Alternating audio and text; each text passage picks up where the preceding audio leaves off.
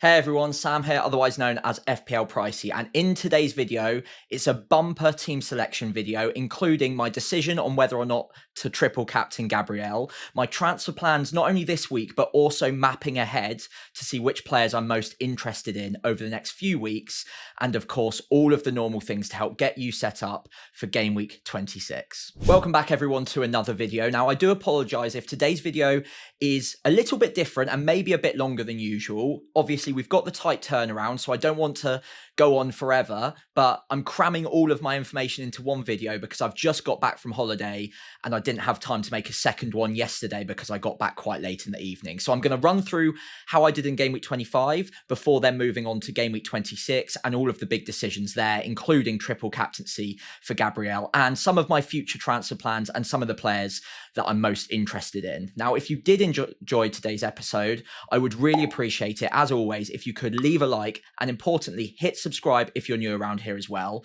Let's start off by talking about Game Week 25. It was one where it felt a bit surreal because I wasn't paying as close attention to it as normal, but it actually went quite well for me generally. So 71 points for me.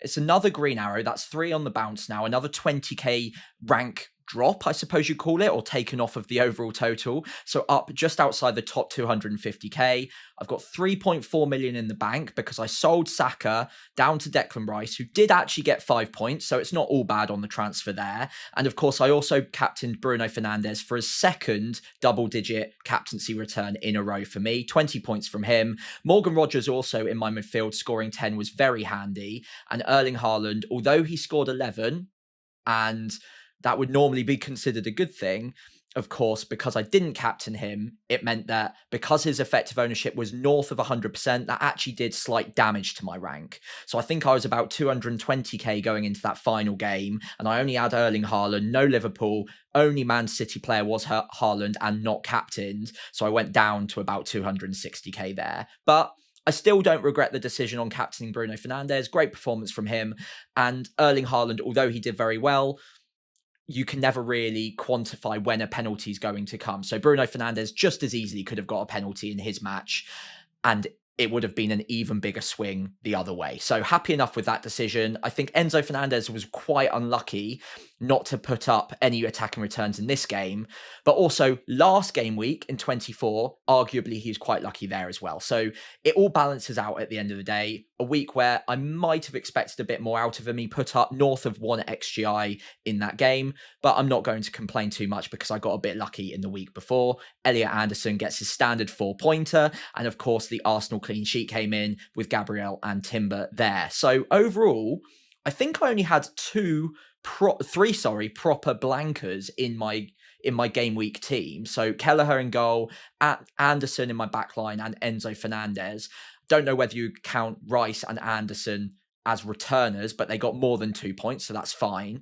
So not a bad game week score of 71 points. It wasn't a great week because there were some very high scores out there, but it's the third green arrow on the bounce and I've got a little bit of money to play with. So let's start taking a look at some of the decisions to be made ahead of us in Game Week 26. Of course, it's the first double game week of the season, so it's very exciting. Right then, so I always like to take a look at what my team looks like without any transfers and without any big decisions being made going into the next game week. As it currently stands, I do have triple Arsenal, including Gabriel, Timber and Rice. I think if I was really forced to pick out a free hit side for this week or pick out my ideal 3 Arsenal players, they probably still would be the 3 I would pick. So I'm perfectly happy with that. The captaincy will be on Gabriel. The decision is whether or not I triple captain him in Game Week 26. We'll come on to that in a later section. I've just put the normal captaincy armband on him for now because I know at the very least he will be my captain in Game Week 26. Let's have a look elsewhere around the team. I think my goalkeeper and my third defender is, well, probably 2 of my 3 weak points so far this game week. Dubravka away at Crystal Palace or Kelleher at home to Arsenal. It's another tight decision where I don't really love either of the keepers this week, to be honest. If I start Kelleher, then it's kind of hedging my bets against triple Arsenal for the double game week because, of course, that's part of the double game week for them. But maybe it's not the worst thing in the world to be playing Kelleher, because if Arsenal, for whatever reason, don't score too many goals in that first match, then maybe it's because Kelleher's had a great game and may get some points there. However, I think out of the two, just about on the surface, I think I prefer Dubravka away at Crystal Palace. Burnley have been horrific recently, and that is playing on my mind that maybe I just back the Brentford goalkeeper ahead of him anyway. But considering Crystal Palace aren't as potent an attack as Arsenal are, and it's not directly hedging my bets against the Arsenal attack going into the double game week, I think I very marginally prefer Dubravka, but I don't want to spend any longer on it because, let's face it, they're both likely to get 1 or 2 points at maximum. Into my backline, Lewis Hall is probably the weak point, and going into game week 26, or in the run-up to game week 26, I had it on my mind that he'd probably be a sell and not a player I'd really feel that confident starting in game week 26. But the closer we're getting, the more it is playing on my mind slightly that Spurs away right now is not a bad fixture whatsoever. I think the thing that might swing me from one to the other is the fact that Newcastle also are in some pretty dire form right now, lost 3 on the bounce in the Premier League. They are conceding a fair few goals. And Lewis Hall isn't great on DEFCON, and although he's got the assist threat, it hasn't been all that consistent throughout the season. And I do just wonder if, given the way the game is set up this season, that if Lewis Hall is a player I even want to hold on to long term anyway. So Spurs away, not a bad game, and definitely better than Anderson away at Man City or Alderete on my bench against Liverpool. But it's, again, probably not ideal. So a transfer could be used in that position. Whether or not it's on Lewis Hall specifically is possibly a different argument. But a defender, that third defender, probably needs to be looked at in game week 26. Into my midfield, I think I'm perfectly happy with this 5 for this game week. Declan Rice will probably be my vice captain, obviously a good double game week, and a lot of his hauls have come away from home, including a lot of his DEFCON returns as well. I think 7 out of his 9 DEFCONs so far this season have been in away matches, if I remember the stat correctly. Moving across, Morgan Rogers, very happy to own up until when I'm planning on wildcarding in game week 32. Some good fixtures to come, and he has been one of Villa's, actually probably Villa's best player so far this season, and obviously returned really well in game week 25, so don't want to overthink that one too much. Enzo Fernandez, although Cole Palmer is now back and, well, clearly on penalties when he's on the pitch, I still think Enzo Fernandez is getting into plenty of good positions, and his XGI per 90 reflects that. So he's another player I'm not desperate to get rid of right now. In a couple of game weeks when the fixtures turn, absolutely, he's very sellable. But ahead of Leeds and Burnley, with a good spacing between those two fixtures, I really want to hold on to him. And I'm still thinking that he's got plenty of attacking upside, even with Cole Palmer and João Pedro both performing in the team as well. Bruno Fernandes, what more can you say? Absolutely fantastic. And if it wasn't a double game week for any other teams, he would quite likely be up in the captaincy conversation once again. So consistent at the moment. And Man United are starting to really put their chances away. For a creator like Bruno Fernandes, that is a dream. So West Ham away for him. Very good fixture. Don't need to overthink that one. And Elliot Anderson, again, he just ticks along. And yes, it's boring. And I may look at changing this position over as I close in on wildcarding before game week 32. And maybe look at attacking the upside a little bit on 1 or 2 different punts in that position. But right now, with only 1 free transfer to use, he's the least of my concerns. And of course, it's a very good fixture at home to Wolves. Fingers crossed, well, I can finally get an attacking return out of him. I think he is due one. But it's a good fixture nonetheless. And I'm looking at 4 or 5 points from him yet again.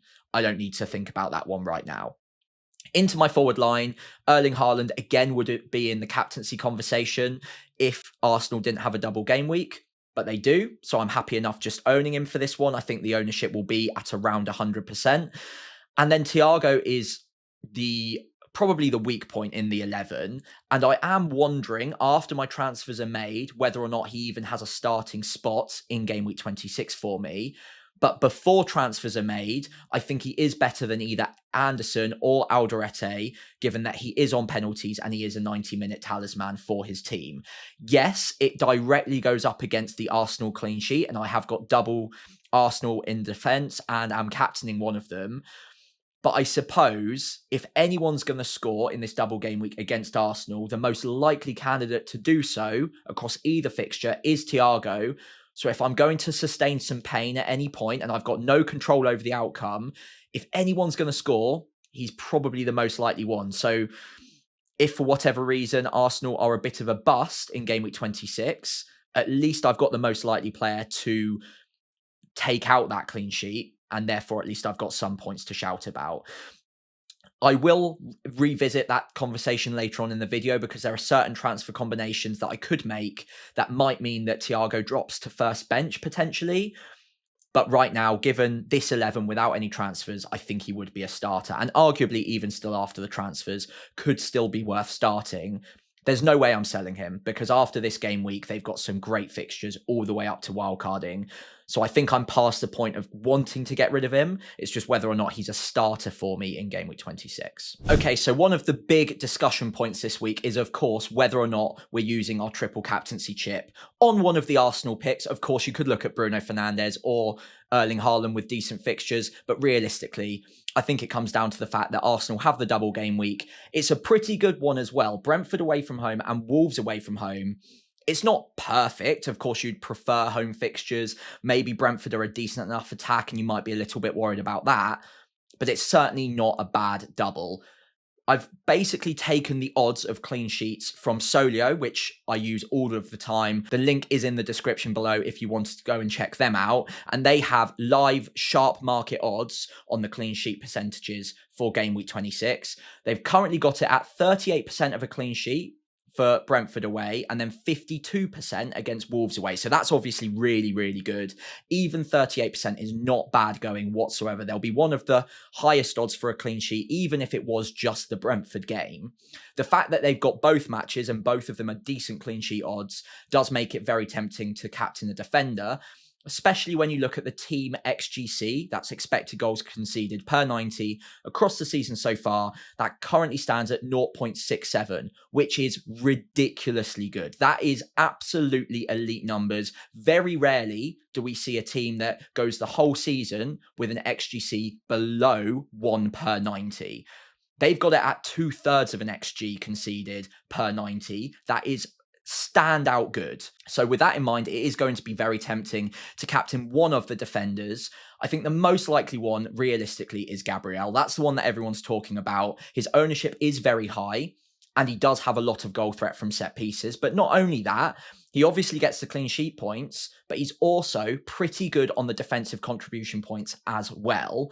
So with all of those different routes to points, I think he stacks up as a very reasonable triple captaincy option going into this double game week.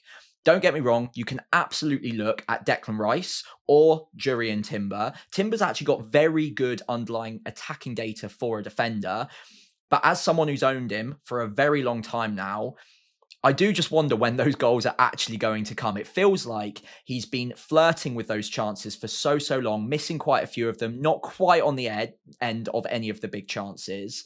And although it looks like it could happen at any point, I don't know whether I'd have enough confidence to go one step further and captain or triple captain him ahead of Gabriel, who's got not quite as good goal threat, but when he does get his head on the end of a corner, you know where it's going to end up. And I just think that Gabriel sneaks it over Timber, also for the security of minutes as well. Timber has gotten a lot of minutes in the Premier League, but Ben White does exist. So it's not impossible that he gets brought off early in one of the games. The turnaround between Brentford and Wolves is ideal, by the way. So I think it's very unlikely that any of these three players miss out in any of the games unless they get injured, mainly because they've got the Wigan FA Cup game between Brentford away and Wolves away, which is probably where they're most likely to rotate. And then most of the first team players will probably play in both of the Premier League fixtures, either side of the FA Cup game in the middle. Finally, I just want to mention Declan Rice. He's not a bad pick to triple captain by any mean. As I mentioned, a lot of his hauls have come away from home, including a lot of his defensive contribution points. So he is a decent option. Obviously, fantastic from a set piece. 0.36 XGI per 90 is not bad either.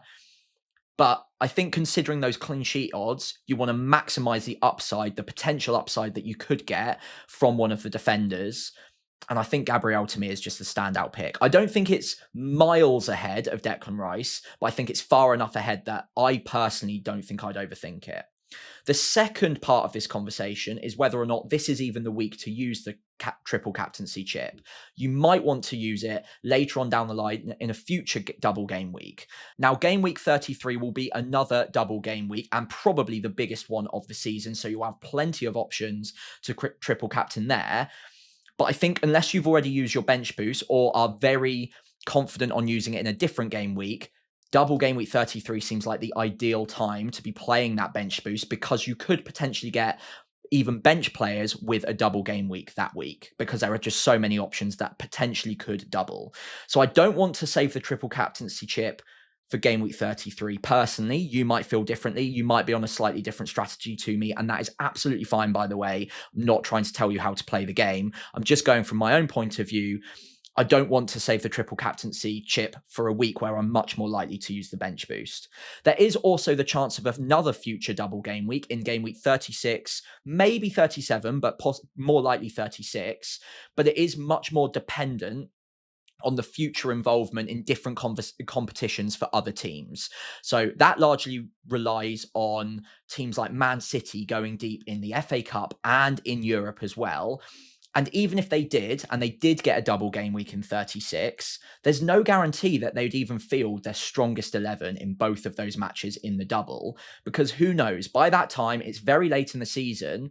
They might have other competitions to worry about, and maybe Arsenal have already run away with the league and secured the trophy, and therefore Man City don't have that much to fight for in the Premier League. They might rest Erling Haaland in one of the two matches, for instance. And of course, there's also no guarantee that they even get a double game week by that point.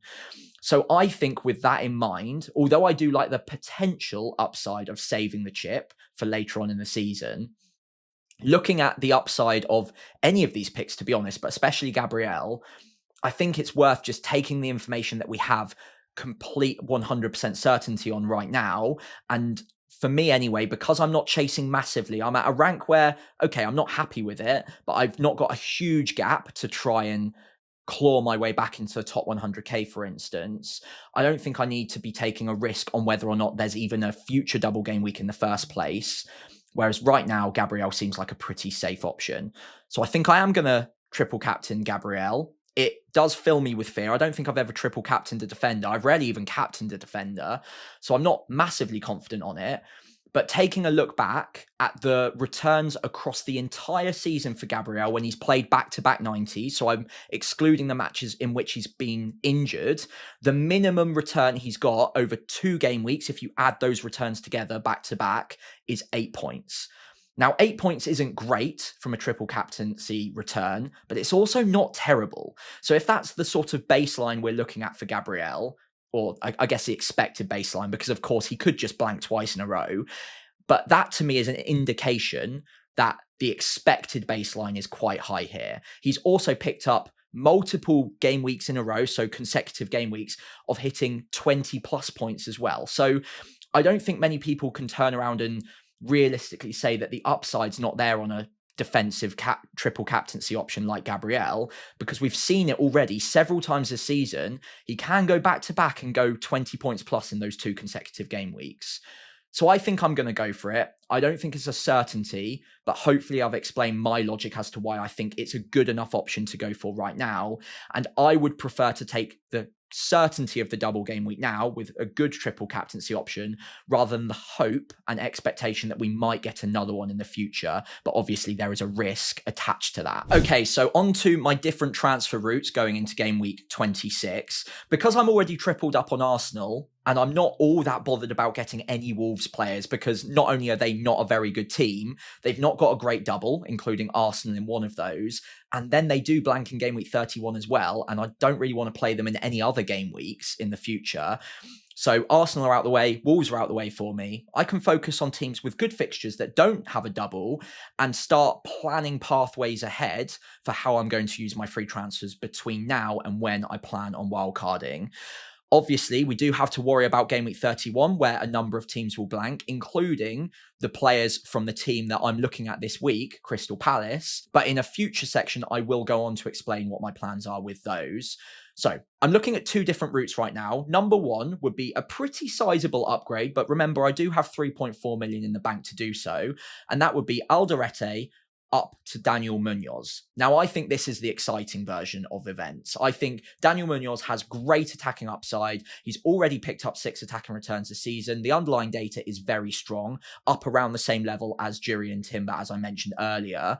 And of course, Crystal Palace are not a bad defense either. Now, they've had their troubles recently, but I think we've seen recently that they have started to improve again. Daniel Munoz is a 90-minute nailed defender in their system and plays as a right winger. His attacking upside is fantastic. And when you've got good fixtures with a player like that, especially when he's as differential as he is, it's very tempting to go there against the grain when other managers are simply not going to be able to afford him. So for me, I am very tempted to go with Daniel Munoz.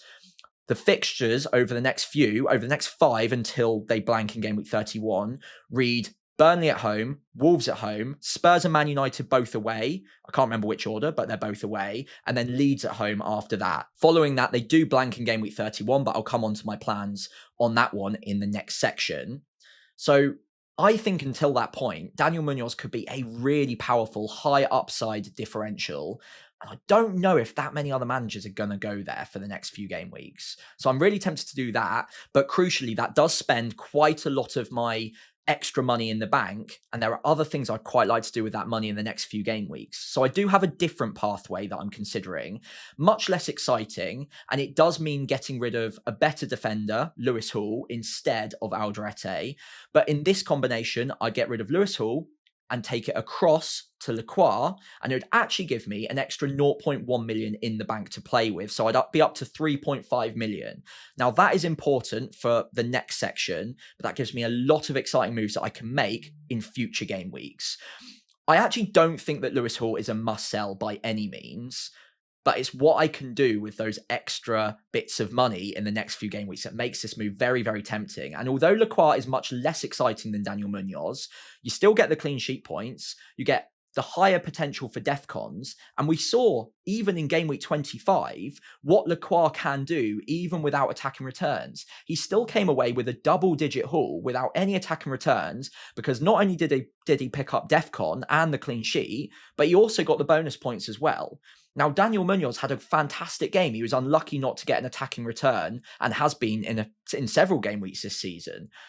However, considering he's that much more money and it does block me from other transfers, I am wondering if I just take the Lacroix route, as boring as it is, knowing that I can make exciting moves with the other money that I've got available by not going for Daniel Munoz. So before I get carried away in this section, let's have a look at what going with Lacroix over Munoz might mean for the next few game weeks. Okay, so using Solio and the team planning tool over the next few game weeks, which again, by the way, link in the description, completely free to use. There is a paid version. This isn't sponsored. I just really enjoy their website. I've picked out the two different transfer routes I've just explained, and on screen, hopefully you can see what I mean by the potential upside of not going with Daniel Munoz this week. But first off, I've got Munoz in for Alderete in the first version. That gives me a really strong backline of Gabriel, Timber and Munoz. My midfield, like I mentioned, absolutely fine. And then I've got a bit of a decision to make between Lewis Hall or Thiago to start. Now, looking at the modelled points, the expected points for Game Week 26, it actually suggests that Lewis Hall might marginally be ahead of Thiago. But I think I would start the nailed penalty taker. And I know it's hedging slightly, but if that clean sheet goes across this double game week, Thiago is the most likely person to do so. So I think I'd start Thiago in this instance. I'd still have 1.6 million in the bank to spend, but crucially, by the time I get to game week 27, it does limit the kind of players that I can go with. So I think right now what I'd be looking at doing is replacing Declan Rice in game week 27 with one of Florian Wirtz or Bryan Mbeumo. Right now I've put in Mbeumo, but as you can see, it's quite difficult for me to go for both of them because once I've bought one of them, I've only got 0.5 in the bank to make that second move. So I do really want both Mbeumo and Florian Wirtz up until the point I wildcard. I think they're both looking really good right now. And if I can get to a midfield that includes both of them, Rodgers, Fernandes, and another good attacker, I think that's about as powerful as a midfield could look over the next few game weeks. So this version, although I get to Munoz, I can't get to both Mbermo and Wirtz, and it does mean that I'm blocked from a certain other player in Game Week 27, which brings me to my other route. Now, the more I think about this, the more I love it, because although Lacroix is not exciting, there's not as much attacking upside, I'm still getting a lot of DEFCON. I'm still getting clean sheets, the same clean sheets as Munoz gets. He's got a bit of attacking threat, and he's good on the bonus points as well. So a little bit lower upside, admittedly, and it would be getting rid of Lewis Hall, who I could use between now and Game Week 31. He's got a decent Game Week 31 fixture at home to Sunderland as well. But for what I'm losing out on, I think I gain even more. So if I move across to Game Week 27, I've got enough money, if I use this route, to get rid of Declan Rice, but instead I can go to Cole Palmer for Burnley at home, giving me a Chelsea double up in midfield of Enzo Fernandez and Cole Palmer. And I think I'd be looking at captaining Palmer. Now, that would be quite differential. I don't think a load of managers are going to be able to get there. And a lot of other managers are just going to say, well, it's only one game week. I can't be bothered. I just want to move straight on to Bryan Mbermo or Florian Wirtz, maybe Semenyo as well. Most managers are probably going to overlook it. But I think the upside's there. Burnley look really poor right now. And I think Cole Palmer, although he did get lucky to get 2 penalties in Game Week 25, I think given the way that the fixtures are spread out, he's got a decent gap between the Leeds game, because I doubt he'll play the whole game in the FA Cup, and then the Burnley game, so he should be well rested. And then after that, he's got a decent gap to his next fixture as well. So I think the minutes should line up pretty well. I think he'll get 80 to 90 minutes in this one. And given that he's already had a rest, hopefully he'll be fully fit and at his best for the Burnley game. So this is really exciting me as a move, because I don't know if too many managers are going to be able to buy him and captain him for this game week. And then if I did go with him, the following week, I could either get one of Mbermo or Wirtz, or in this particular plan, I've actually said, you know what, for once, for the first time this season, I might even be tempted to take a hit to get both of them and sell both of my Chelsea assets straight away. So obviously, a lot hangs on that captaincy with Cole Palmer. He would need to return for this to be worth it, because I'm almost committed to a -4 the following week to get rid of both him and Enzo Fernandez. But the players I'm buying are Wirtz and Mbermo, who I do really want for all the way up to when I plan on wildcarding. From that point on, I don't want to discuss it too much, but I get to a point in Game Week 31 where I've got a strong playing 11, I've got decent captaincy options, and I've held on to Haaland and Gabriel. So planning ahead, I've got the free transfers to get rid of the players I need to build myself a strong 11 in Game Week 31, which is the important point. Now, if I didn't go with Palmer for whatever reason, let's say he gets injured or whatever, anything could happen, I can then get to Mbermo and Wirtz in consecutive weeks, so 27 and 28, without taking a hit. I'd have to pick which one to go with first, but still getting rid of Rice and then Enzo Fernandez means I don't need to take a hit, and I get to a very similar point by Game Week 31. Of course, not many differences here in the lineup. It's just whether or not I want to take that extra hit to go for Cole Palmer along this path. So I think right now, it's a pretty tight call between the two of them. The upside on Munoz is really high, but how far is Lacroix away from Munoz that it means that I'm not willing to take the upside on a Cole Palmer or Wirtz alongside Mbermo, for instance. So with that in mind, let's go back to my final team going in to Game Week 26. Okay, so wrapping up the video with what I think will be my final team going into Game Week 26. I haven't made my moves yet, but as you can probably tell from the previous section, I think I'm starting to lean towards the more differential route of getting rid of Lewis Hall, bringing in Lacroix, who again, not as great as Munoz for the next few game weeks, but still not bad whatsoever. And it allows me the potential for going with Cole Palmer for one game week, captaining him and crossing my fingers for decent upside in Game Week 27 before then moving him on to either Wirtz or Mbermo, or getting rid of both Chelsea players for both of them all at once. Now, obviously, things can change, but at least with this route, it gives me the money in the bank to get to Cole Palmer if I feel the urge to do so, because who knows, there might be a bit of a crowd rush towards him. Maybe he does become the standout pick against Burnley at home.